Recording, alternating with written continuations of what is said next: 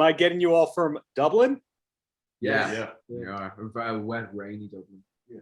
As per usual. Wet, rainy Dublin. Oh, well. Well, congratulations on this great album that you've got. I love the James Corden performance. How long did you have to keep it a secret that you were going to be on that show? Oof. Not too long. Yeah, not too long. Only like unfortunately, a week. Because everything's changed now with performing, and we were able to do it from this side of the world. I think it just happened pretty quickly. It was like we got a slot available, so we got out to London and we recorded that. But we hadn't played together in a long time, so we really had we had 2 days to rehearse again, and then we had to do James Corden, which is like our biggest thing we've done. So it was a bit daunting, but it was really fun. We loved that video. I saw that you had Lewis with you on keyboards there. Did he also play on the album? No, we have to do him a justice. His name is Louis. Oh yeah. Lewis is our photographer though, so it's kind of a mix-up that does happen. And Louis didn't play on the album. No, Louis a good friend of ours, one of our best friends from school, who we needed someone to play the keyboard parts live. So we asked him would he be able to come on tour with us, and he was so gracious that he did, and he's stuck with us since. And but no, the keys were written by us in the studio. Self-sufficient gentleman. Has the album been done for a long time? Because you have released a couple of singles before. It was properly wrapped up at the start of this year, was it? Just before? Yeah. It should have been done a lot sooner than it was finished. And I think that's a good thing, but because we were given the time with COVID and stuff, we end up, re-looking at songs, and it actually helps us strengthen the album in the end. But at the same time, I think you have to be careful that you don't overlook things, and we definitely spent a little bit of time doing that. But I think it was all healthy, and we're really happy with what we've turned out. Yeah. To have that final track listing, did you pare it down from 30 songs because it was years in the making? There's definitely a little back pool of songs that were shifted, and we were like, oh, we'll just keep them maybe for the future. But at the end, it wasn't too bad. I think we cut maybe 2 or 3 songs. Yeah, we're always very focused on the set amount of songs we kind of wanted to aim for. And it was just kind of in the last few days, we were like, okay, let's chop this one, save that for later. So not too many. Yeah. Got it. I'm finding that a lot of the artists I'm speaking to who have albums that are coming out in the midst of COVID-19, where it just kept getting pushed back and back and back, that by the time this album is out, that they already have 20 songs, they have the next album done. In that case, where is Inhaler at?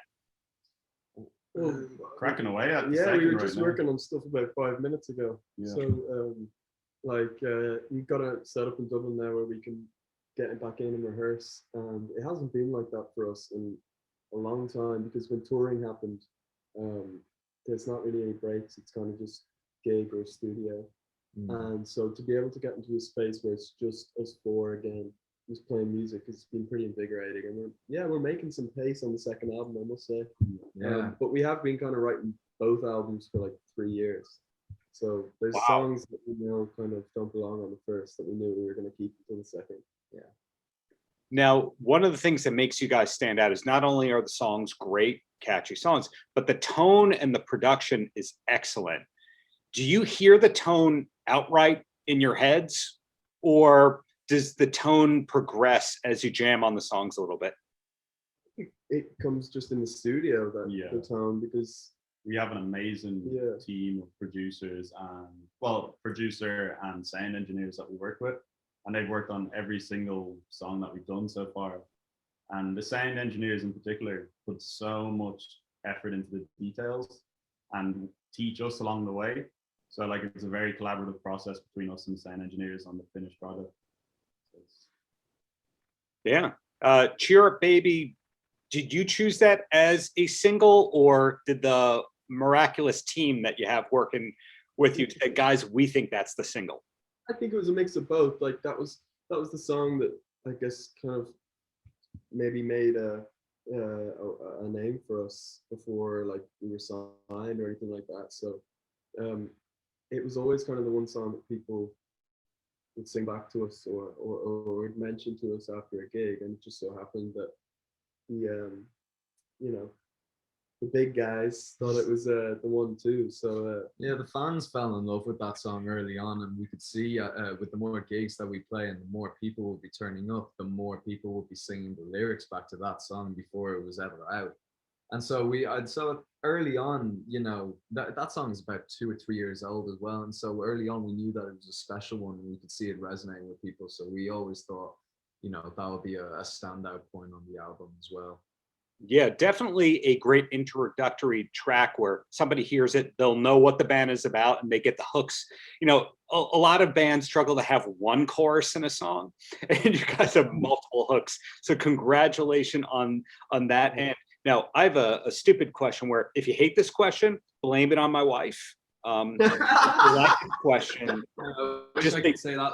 That is a good line. That's a great line. Now. I need to get a wife. blame it on my bandmates.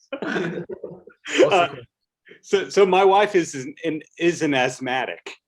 She has 2 inhalers in this apartment. Who in this band? How many of you are asthmatic? Just the one. Just the one here. Oh, okay. They like the question. I got it know right there.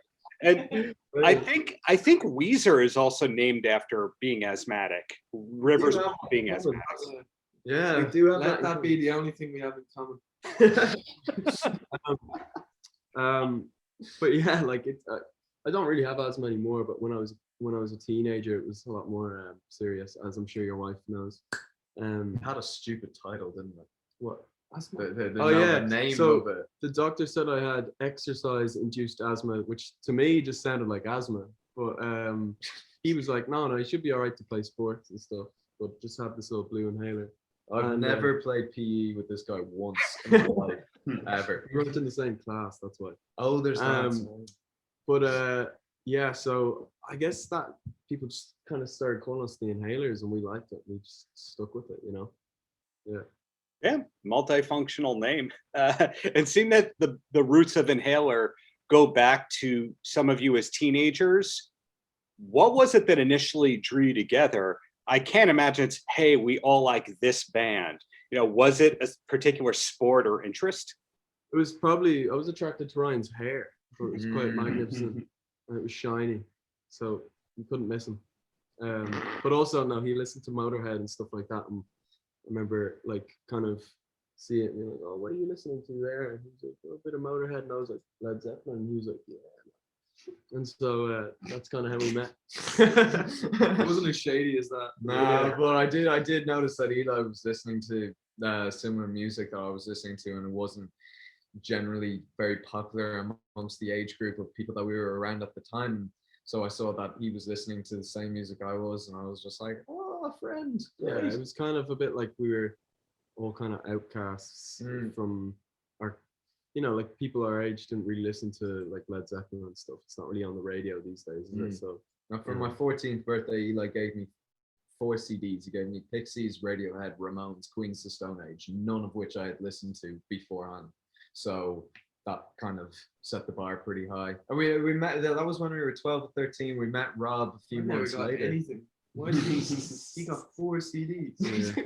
Why is he getting 4 CDs? You got I love only and got- affection. I never got that. Well, we met Rob 4 months later or so, and then we were jamming together for about another 3 or 4 years. And then Gave you 1 Josh, CD. and then Josh joined us when we were about 16. And so now, what, 4 or 5 years later, we're here talking to you about releasing our debut album, which is, it's been one hell of a journey together. Was Motorhead legitimately an influence? I'm a big Motorhead fan personally. Man, Motorhead's a religion in this house. Yeah, Lemmy is Lemmy's somewhat a of god. a god figure. Yeah. it doesn't sound like that when you listen to our music. No. But I think in spirit we adore him, and we do adore his music. But our heavier kind of, you know, metal kind of rocky side was when we were like 15 and Simmer stuff. down a little And then when we kind of heard the Stone Roses, everything changed. What was your gateway into Motorhead? Was it WWE, the fact that Lemmy was doing theme songs for wrestlers? Stop, he did Triple H's theme Oh tune, my didn't he? God. It was for He did the someone. game. way. Oh man, I forgot about that. No, for me, actually, it was a family friend who told me there's 3 CDs that you need to get. This was when I was about 10 or 11. He said there's 3 CDs. There's 3 CDs you need to get. You need to get AC/DC's Dirty Deeds Done Dirt Cheap. You need to get Guns N' Roses' Appetite for Destruction, and you need to get Ace of Spades by Motorhead. And the first song that I put on of those 3 CDs was Ace of Spades, and then I was kind of just like, yeah, forget it. That's what I'm doing. But when we were younger, I think we described ourselves as being a really bad heavy metal band, and emphasis on really bad. You know, we couldn't play, so We'd still make it a bad heavy metal. we do still a bad heavy metal band. What is your favorite Motorhead record?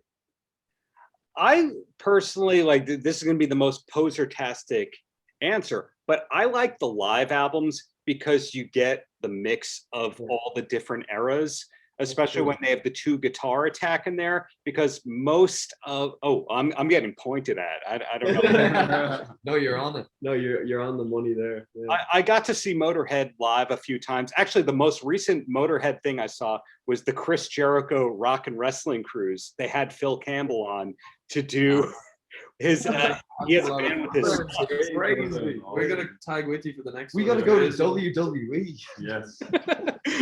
well, I am so blown away by the fact that there are metal roots in this band, but I have to say every band that I've ever spoken to where Guns N' Roses influenced 1 or 2 members, there's one member in the band that doesn't like Guns N' Roses vehemently. I can't say it, vehemently, big word there.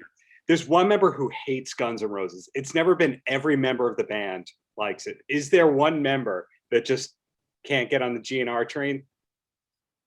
I think I don't listen. love them, but they don't offend me. You gotta respect them. Yeah. You have to. Like Fair. If you can dish out, welcome I to think- the jungle. I Yeah, think- you can't not like that song. Well, their songs are great, you know, even if like you look back at it now and it seems a little bit like corny, a little bit. Stuff like that kind of like thing that we were into, you know. Yeah. Like Paradise City. their songs are amazing, and they had an attitude and an image that just like killed everybody and blew everybody away. So like you gotta respect it, you know. Yeah. And like Yeah. we were trying to learn Guns N' Roses song the other day. It's hard, man. We They're really very exist. hard, like, you know. Just as a jam, you're not gonna hear us covering it. Anytime soon. Yeah. One day, or maybe you'll have the kind of thing where you have the alias thing where you all flip instruments and you record under a different name. Like Metallica had that as Spastic Children. They had that for a little while, and Yeah. just an idea. But 2 quick questions. 2 quick questions, and then you guys are free for me. And the first one is there a TV show that each of you can recommend for somebody who needs a new show to be starting? There is. Rob and I were watching True Detective the other day, the first season. Yeah. Which I don't know if I would recommend that to anyone. A new show I'm watching. Well, there you go. No, There's your won. answer. Fantastic. There's a great show called Love Hate, which is an Yeah. Irish show, which we love. It is a bit Really. violent, it's a bit depressing, but that's a little bit like Ireland sometimes. Without the violence, and more just the weather is really bad. Yeah, Love Hate. But it's good and it's very Irish, so people might like that. And if you need a pick me up from that, then you can watch Father Ted if you've never watched that before. Yes. Irish comedy. Yeah, that's a good one. You guys got taste. What can I say? In the closer, and besides, hey, pick up our new album and go to our website. Any last words for the kids? To all our fans, we miss them. Yes. Usually you say stay in school, but we didn't really do that. No. So we can't say that. So let's just say to all our Do fans, what you love. Do it it well. well. We can't wait to come and play for everyone again. We miss them all, love them all, and I suppose just like be safe, because it seems like we're on the home straight out of this thing now. So Yeah. Mhm. Keep it together. That too. Well, I am looking forward to seeing you guys live in New York when this all gets normal again. But congratulations on finishing an album and getting a release date. A lot of people finish an album, they don't get the release date. So you got that. You got the accolades from the NME, BBC, MTV UK. You've been on American TV. The sky's the limit. Oh, well, Thank you very much. man. Really Cheers, man. appreciate it. Pleasure. Thank Thanks, you. guys. Take care. Cheers, Thanks, man. Darren. All the best. Thank you. Paltrocast.